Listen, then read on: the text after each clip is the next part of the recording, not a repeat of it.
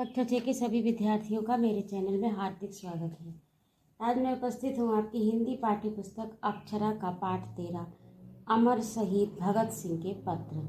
और इस पाठ को हम लोग पिछले वीडियो में पढ़ चुके हैं। आज इसका अभ्यास कार्य एवं प्रश्नोत्तर है और आप अपनी पुस्तक देखिए, जिसके प्रश्न अभ्यास के अंतर्गत कुछ करने को, विचार और कल्पना, ये आपका कार्य है और भाषा, व्याकरण और प्रश्न उत्तर मेरा। तो मैंने इसको प्रश्न उत्तर को यहाँ पर लिखा है।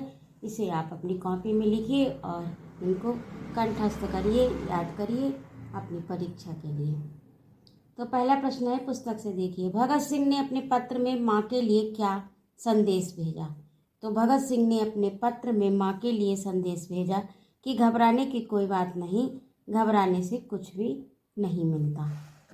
दूसरा प्रश्न आपका है, भगत सिंह किस शर्त पर जिंदा रह सकते थे? तो भगत सिंह एक शर्त पर जिंदा रह सकते थे कि उन्हें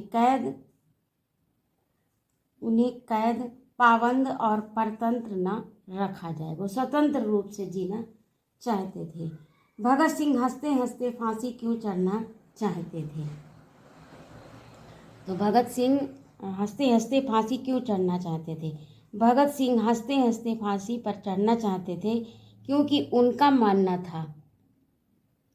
उनका मानना था कि इससे हिंदुस्तानी माताएं अपने बच्चों को भगत सिंह बनने की आरजू यानी इच्छा करेंगी कि मेरा भी बेटा ऐसा ही हो। अपने बच्चे को भगत सिंह बनाना चाहेंगी, जो कि देश के हित के लिए काम में आ सके और देश की आज़ादी में कुर्बानी देने वालों की तादाद बढ़ जाएगी। इसीलिए ये फांसी पर हंसते हंसते चढ़ना चाहते थे। तो आपके पाठ्य पुस्तक में 3 ही प्रश्न हैं। अब अगला है आपका भाषा व्याकरण। भाषा व्याकरण भाषा की बात शीर्षक के अंतर्गत है। तो पहला है, क्रांतिकारी दल में दल संज्ञा पद है। संज्ञा पद यानी संज्ञा का पद, दल की विशेषता बताने वाला शब्द। क्रांतिकारी विशेषण है। निम्नांकित शब्दों को पढ़िए और विशेषण पदों को चुनकर लिखिए।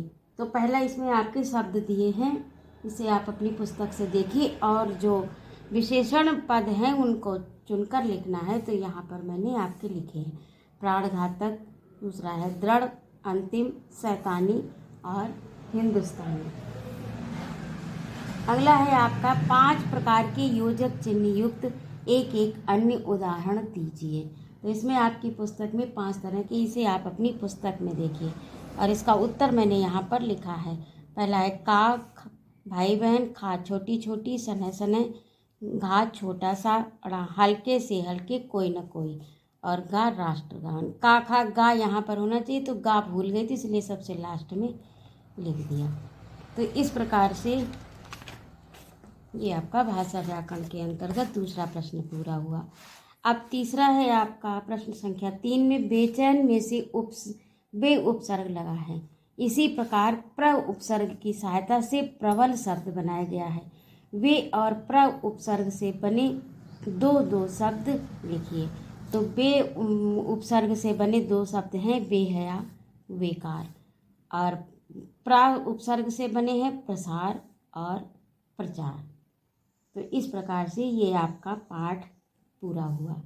और यदि आपको मेरा पढ़ाना अच्छा लगा हो तो कृपया मेरे चैनल को सब्सक्राइब अवश्य करें, लाइक और कमेंट करें तथा अपने मित्रों में शेयर भी करें।